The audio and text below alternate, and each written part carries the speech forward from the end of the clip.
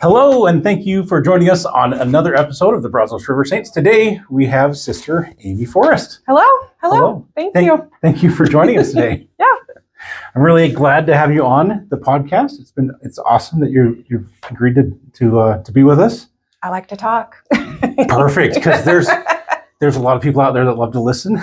But the whole idea is just to get to know each other and for the ward to get to know us. And so tell us about Amy Forrest. Well, we could start with the basics. Let's do that. I was born in San Diego. I stayed there throughout my high school career. My family still lives there. My mom and my brother, they live right behind each other. And then I am the fourth of 6 kids. I was the youngest girl. I was the youngest for 10 years and the youngest girl, still currently the youngest girl. So I was pampered a whole lot during my elementary years. And then my 2 little brothers came and I was the babysitter. And I babysat for most of my high school career. Awesome. Some of the things that I moved here, I graduated. I moved to College Station with my sister and her husband and their twins. And I lived there until I met my husband, Aaron. When he came back from his mission to Mexico. And then from there, we got married, moved to Wiley, Texas, and then came here to Granbury. And then what else? As a kid, my favorite things were to do were go to the beach. I loved surfing, jumping the waves, anything that had to do with water. Yeah, that would be awesome. That would be an awesome childhood. Yeah. We didn't have one of those beaches in Idaho. Oh yeah, no ocean. we just picked potatoes. Anyway, isn't that what everybody does in Idaho? Pretty much. That's pretty much what we do. That's the whole point. Yeah. Oh yeah. But coming here, the heat was hard. Yeah, I agree. Okay, good. Because where else did you live? Idaho? I know this. Well, we were in Carlsbad, New Mexico before we were here. And we bounced around, but Carlsbad, New Mexico, Los Alamos, Carlsbad, New Mexico, and then Idaho is the backwards way to get there. But okay. But yeah, going from Idaho to Carlsbad, New Mexico, we moved at the end of October, and I remember sitting out there. We brought our kids to a playground. And I'm like, what in the world? I feel like this is like the hottest day in Idaho, and it's October. Yeah. Oh man. So it is definitely hotter here than anywhere else I've ever lived, which is only California. Yeah. But yeah, it takes time to get used to it. Yeah. Go further south, it gets even more humid. So right. I'm grateful we moved up closer to Dallas than opposed to Houston. So what? Just out of curiosity, what prompted the move from Wiley, Texas, to Granbury, Texas? Well,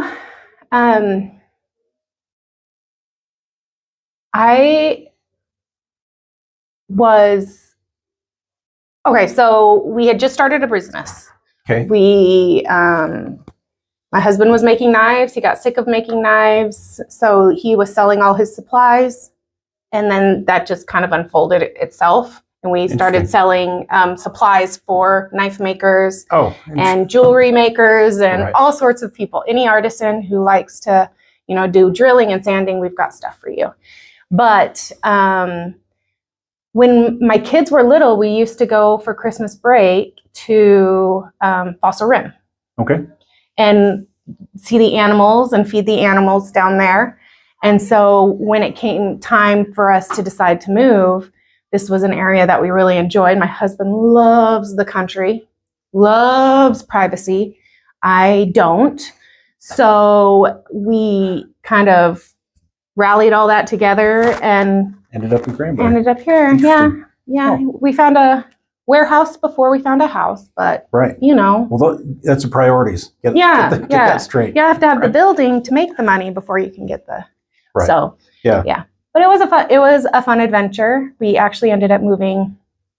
It was Easter weekend, and it also was General Conference weekend. Was the one weekend we moved. Right. So my husband went on Saturday with all of his work stuff, with one kid and our dog, and then I followed up the rear, cleaned up the house on Sunday, and we spent Easter kind of separate, and then had a huge Easter get together at the end. Get together at the very end. Yeah. Wow.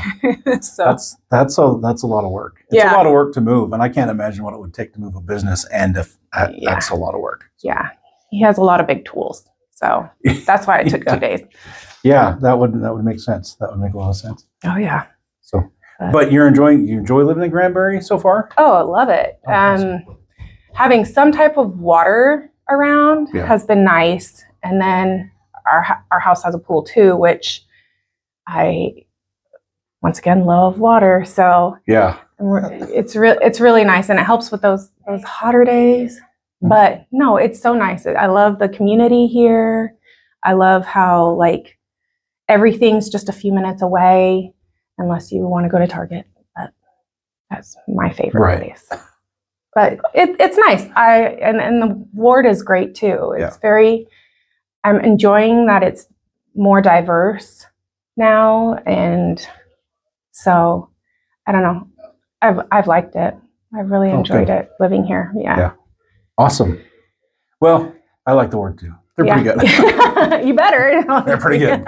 Well, yeah, you're on this podcast. You're talking about the ward. And you're like, I don't know about those guys. No, they're pretty good. Yeah, some of them are a little crazy. No, I'm joking. But yeah, no, it's a really nice area, but it's starting to grow, which is a good thing. Yeah, it is. Good thing. So you mentioned that you grew up in the church? Yes. In San Diego? Yes. Okay, awesome. So so you grew up hearing about the Book of Mormon, hearing about the church, going to church, going to primary, all that stuff. Oh yeah. Was that I don't know what the church is like in San Diego. So was there a lot of people that were members there? Yeah, since it's not so like everyone's moving now out of the San Diego area for different reasons, I'm sure. But growing up, our stake center was like 10 minutes away. We could get to every church building in like 15 minutes. It was huge. It was huge. And there was always something going on. Like the wards felt like they were here, like everyone was super, super close. Right. And so it was crazy. But compared to here, no one talks about religion in San Diego. Right. So you could walk down the street and have a great conversation with somebody. Yeah. And none of that comes up, like, what do you like to do? How old are you? All that you'll talk about, but no one ever talked about faith. It's interesting. And that you say that, because I grew up obviously in Idaho, am in Idaho, which is right next to Idaho Falls. It's basically the same town almost. Yeah. But I think you're right. Like, because everyone was LDS, we were like, we'll talk about church on Sunday, right? Like it wasn't something that we would talk about very often because everyone was a member. Yeah. And so there was just this assumption that you're going to believe what I believe and you're going to do what I do. And anyway, you find out when you're a teenager that that's not always the case. True. Right. True. Because you're like, wait, this is the bishop's kid, and why is he offering me this particular substance? No. Yeah. Right. So there's definitely things that you've got to watch out for. But I think there was, in my graduating class, I think there were maybe like 5 or 6 of us that were members. Oh wow. But even outside of the church, like I didn't know if my friends were Catholic, if Buddhist. We had a lot of like people from the Philippines and other places, and so it was like, hey, do you like to surf? I like to surf. Let's go surf. Right. Let's go have fun. Because that's what it was about, right? That's all that mattered. Everything is so chill and laid back there that it didn't matter about any of the other stuff. I'm sure it's probably changed now, though. Right. I feel like, at least with politics, it gets a little bit more. It gets heavier. Right. So. Yeah. That makes sense. That makes a lot of sense. Interesting. Anyway, I guess I never thought of that, because my graduating class, we had, I don't know, if I had to put a number to it, I'd probably say 80 to 90% were members of the church. Yeah.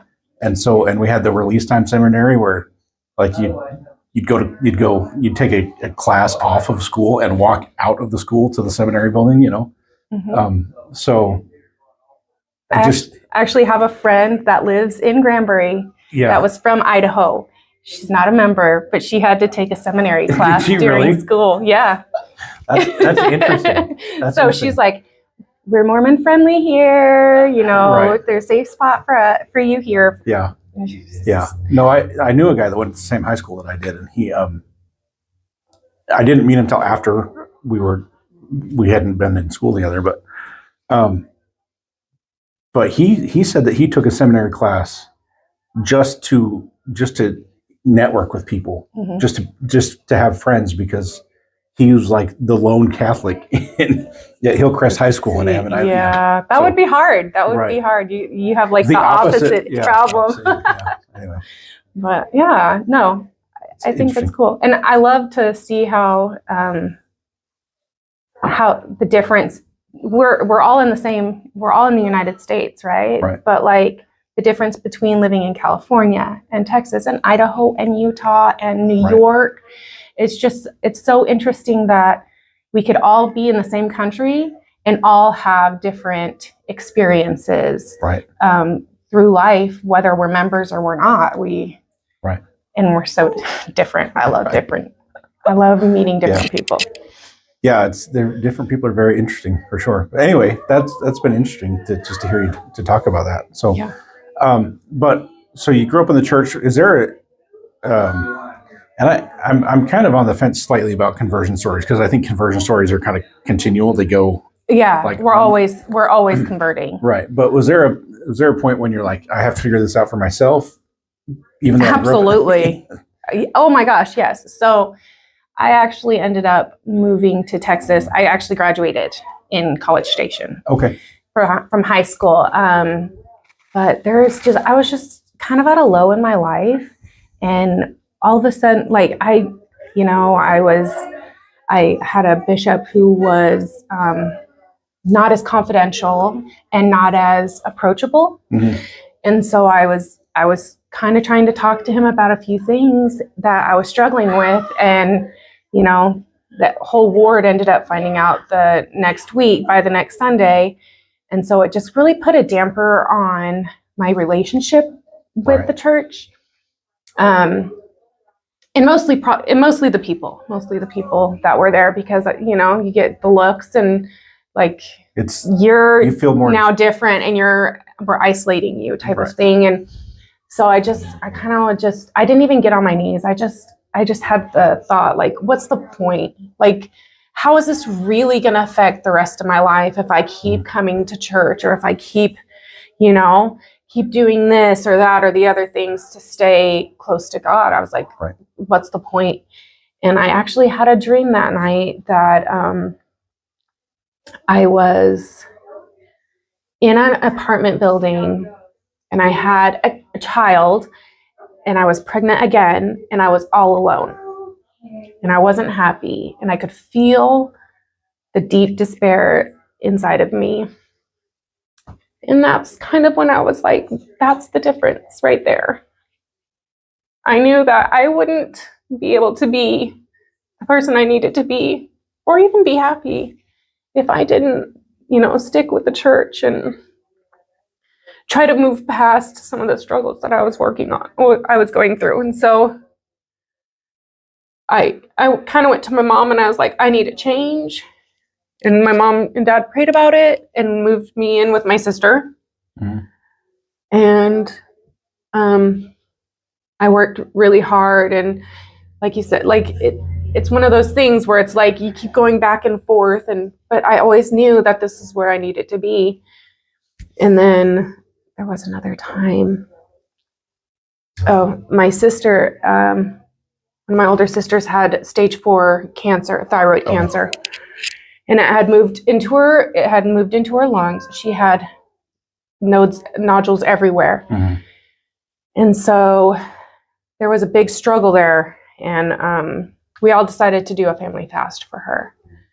And she had gone through the chemo and all the radiation and, all the surgeries. They'd gotten everything out except for her lungs. And it wasn't in like one spot, like they couldn't have just pulled it out. But we had a fast for her. And then 3 months later, she went back to the doctors to get a scan to see if they're growing, and they had actually disappeared. Oh, wow. They had left. So, those are, to me, one was a personal revelation to myself, and the other one was a miracle from God, Right. Confirming that prayers are answered, fasts are answered. He knows us personally. He knows what we need, and he understands us. So I was still a teenager, still at the time, Right. in the younger years. And so that really solidified my testimony in God and in Jesus Christ and in the gospel, honestly. Because if we hadn't, I don't know a lot of other faiths, but Right. it was definitely something that strengthened me, and I've never been able to get over. Yeah. Which I don't think we should. Right. I think there's a reason that God lets us experience those miracles. Yeah. Right? Is that they really build our testimony. And it's, I don't know, this, because this is about you, so I don't want to make it about me. Yeah, no, that's okay. Sharing is caring. Yeah, my wife was diagnosed with leukemia in 2012, the end of 2012, and it was probably the hardest thing we've ever done. But the miracles that we saw, over and over and over again, it was just constant, to the point where you're like, fine, okay, I acknowledge Yeah. this is right. So everything is where I'm right where I need to be. Okay. Right. Yeah. And so it's interesting, and to watch how people respond to those experiences where things aren't the way they need to be, and do you move towards God in those moments, or do you move away? Yeah. Because those are the moments where they'll split you one way or the other. That small step can really affect the rest of your life. Absolutely. And something I always try to tell my kids, or really any kids that would listen, is, if you want to make a change, you have to be the change. Right. If you want your life to change, what are you doing? Right. What are you doing to have that relationship with Heavenly Father? Right. Because if you're not doing anything for him, he's trying, but if you're not putting in any effort, you're not going to see what he's doing for you. Right. Whether it be through a friend or, a prompting or what, you can't hear it and you can't see it. So, and it's small, simple things that you have to do in order to be able to communicate and be closer to him, Yeah. It is. That's true. We call them the primary answers. Right. Pray, read scriptures, even just having a song in your heart. Right. Those are all things that are very important. Absolutely. Thank you. Doing. Speaking of that, is there a time where you've really felt the Savior's love in your life? You felt the power of the Savior? Oh, yeah. Anytime I listen to a hymn, right, or a spiritual song, a moving song, one of my favorites is Amazing Grace. Mm-hmm. It's one of the teary-eyed ones, but anytime I hear the music, hear the hymns of praise, whether it's the little kids singing and screaming and screeching, or the Mormon Tabernacle Choir, mm-hmm. Every time I feel God's love for me. I feel God's love for everyone around me, and I always just want to give people hugs, but I know that's not always appropriate to do, so I don't. But no, I would say for me specifically, the biggest way I feel God's love is through music. Wow. Awesome. Yeah, that's fantastic. So I will say that you're I just want to give everyone a hug. I get that, because when you feel the Spirit, you feel that love. Yeah. You feel that, and you want to share it with people. Mm-hmm. And it's amazing. It's amazing how much a hug can transfer that to somebody else. Oh yeah. And it's so David O. McKay I feel stupid bringing this up. David O. McKay, and I think it was the 1950 General Conference, basically said that we radiate who we are, and that when we interact with others, that when we radiate to them, that they'll get whatever we're radiating. Yeah. So if we're radiating the spirit out because that's who we are and what we identify with, then that's what we'll share with other people. So, Oh yeah. anyway. Oh, yeah. I like it. So right now my calling is music time with the primary kids, and I'm enjoying it. I had some big shoes to follow though with your wife being there, and so but the one thing that I've asked some primary presidents, I'm like, hey, what is the one thing you want from a music teacher? Or what is the one, like, if you could say just one thing, what do you want from a music teacher? And my friend was like, I want you to recognize when the spirit's there. I've been trying really hard to be like, guys, do you feel that special peace in your heart? I've been trying the last couple of weeks since she told me to be able to just share that with the kids, because that's where it starts. Yeah. I know a lot of teenagers right now that are telling me they don't know if they've ever felt the spirit. Yeah. Ever. And I'm just and thank you for doing that. I know when this is going to sound stupid again, but when I went on my mission, I remember being in the mission home that first night, and we had a little meeting, and the mission president was like, is there anyone here who really doesn't know what the spirit feels like? And like my hand was the only one that went up, and I felt kind of alone. And he never really addressed it, but he said, okay, thank you. And then like moved on. But once I finally figured it out and realized it, and I was like, oh, I've been feeling the spirit this time and that time. I just didn't put it together. Yeah.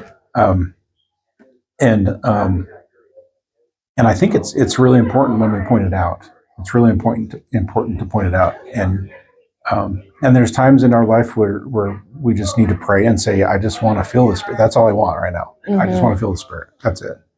And I've done that in a class with youth, with teenagers, because they were the same. They were like, I've never felt the spirit. I'm like, well, let's do it right now. Yeah. So we just prayed together, and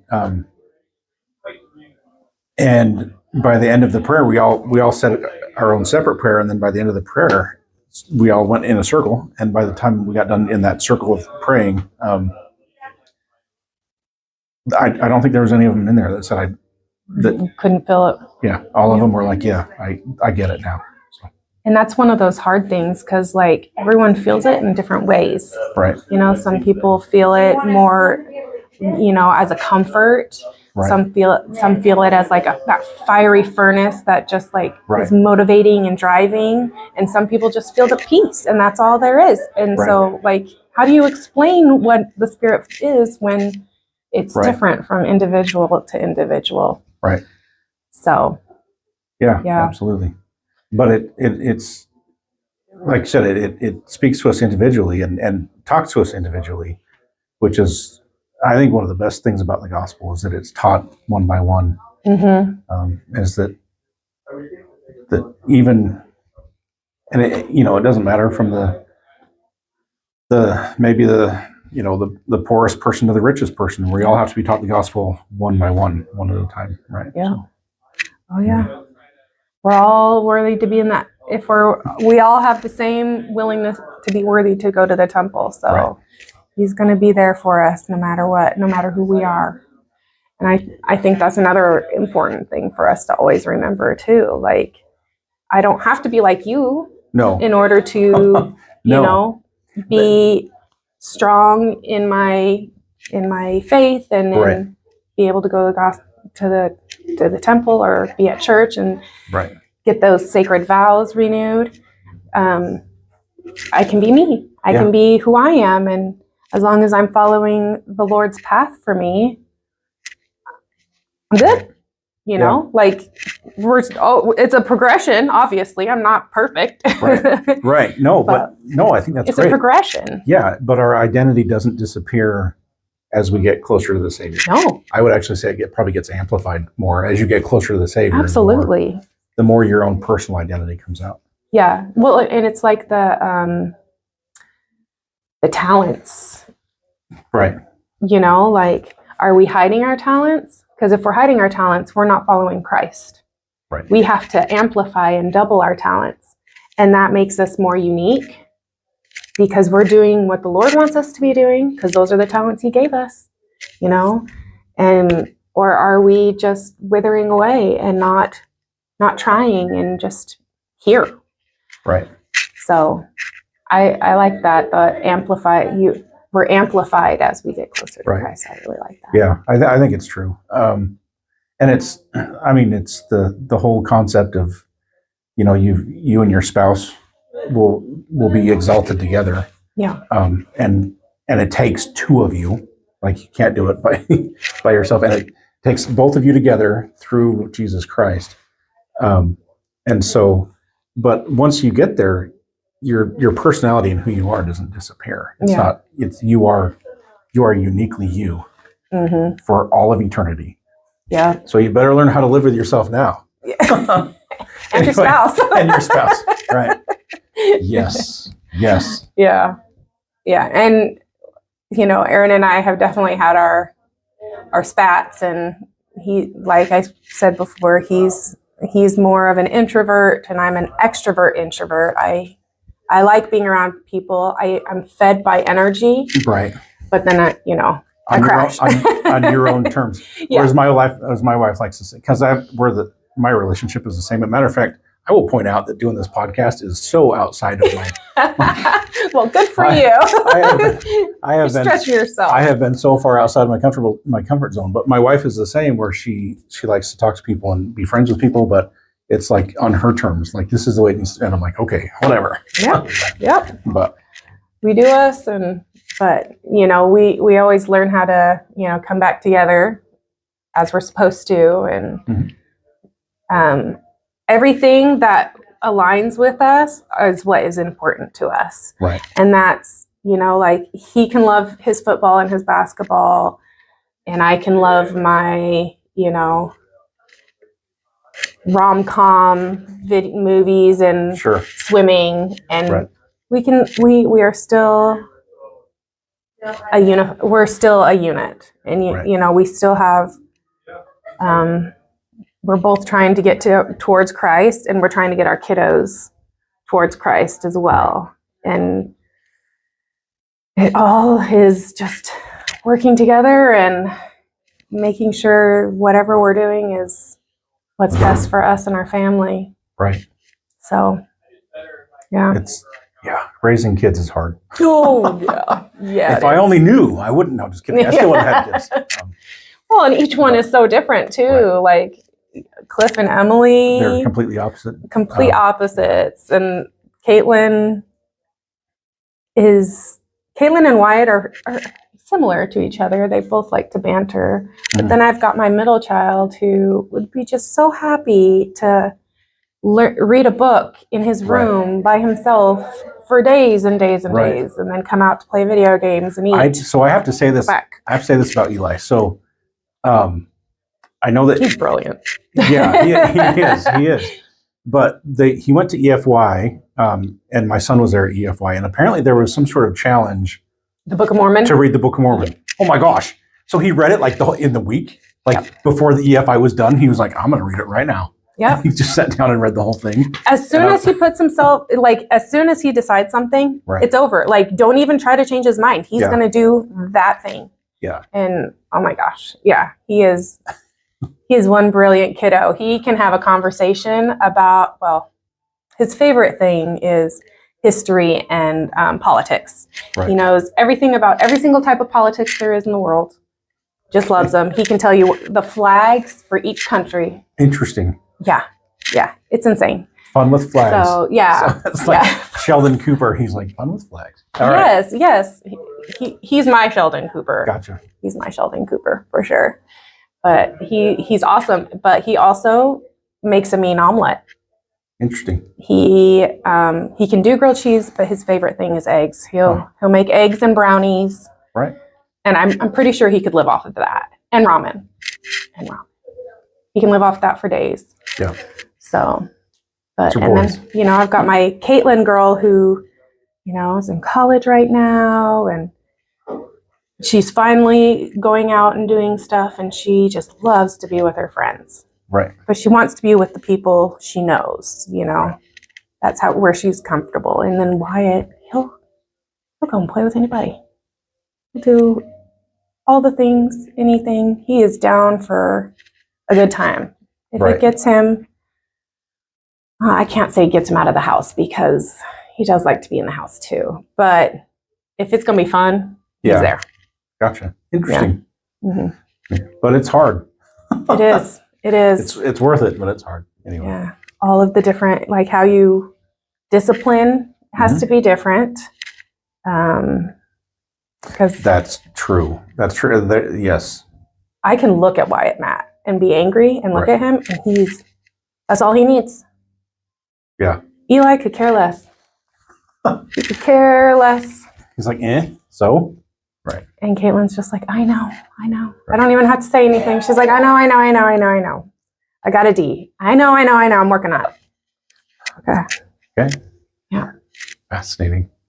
But I love my kids. Yeah. They're great. So what about the Book of Mormon? What is it about the Book of Mormon that you love so much? Honestly, it's relatable. The Old Testament is hard for me because it's hard to read. I'm not going to lie.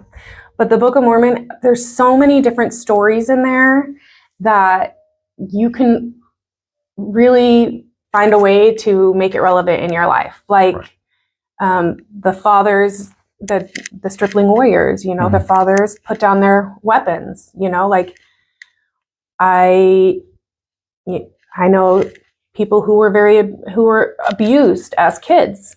And so,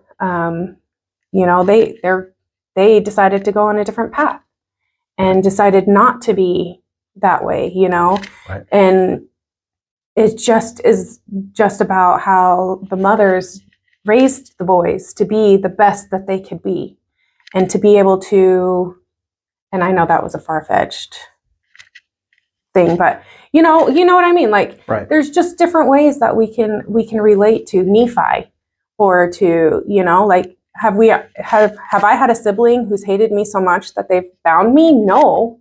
But have I had issues with siblings? Absolutely. Right. Absolutely. And so to me, that is, it's so much easier to understand and try to make it applicable to me so that it means more when I'm reading it. Right. Yeah. That's awesome. Yeah. Thank you. Of course. Okay. And then Doctrine and Covenants and stuff.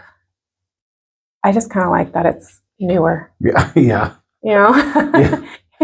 You're like, oh, hey, 19 something. Yeah. Yeah. There's a few of them where God is admonishing somebody and you're like, oh, I did that.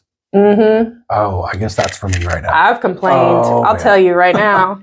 I remember one time I can't remember if it was a stake presidency. No, it wasn't. It was one of the high councilmen came and he's like, I'm going to play devil's advocate. And I'm going to say, we always talk about how terrible Laman and Lemuel are and how amazing Nephi was. But you know what? I've complained. God has told me something and I've complained about it. Right. We are a lot more like Laman and Lemuel than you guys want to believe. And, I've seen miracles, but I still complain sometimes, And so I've always really kept that into consideration, like when I'm talking about the people in the scriptures, because we are relatable to everyone, even the Zoramites and the Gadianton robbers. Like we've all done something that is relatable to these people, right? Which again makes it why it's so easy for us to understand, right? The Book of Mormon. Why it's powerful. Mm-hmm. Yeah, absolutely. I agree. Yeah. And I have nothing to add to that because it was so perfect. So thanks. But awesome. That's it. Well, is there anything else that you would like to tell the ward while they're listening, or at least those people who listen to the podcast? No, just keep chugging along, keep finding ways to make yourself closer to the Lord, because that's the most important thing. Right. And also it's okay to be different. It's okay to have different views and understand things differently, because I think that's what makes us so diverse and so unique. When you're here at church and you're able to share your point of view, I think it strengthens the whole ward. So I would just say, just keep coming. Even when it's hard to come for yourself, come for somebody else, because someone needs you. Yeah. And that's it. And the Lord always needs you. Awesome. So That's true. That's true. that's all I got. Well, thank you. Absolutely. Yeah. Thanks for being on the podcast. If there's anything else you want to talk about later, we can always do it again. Okay. But we're glad to have you on. And hopefully next time we'll see you on the podcast on the Brazos River Saints. All right. Thanks, everybody. Bye. Thanks.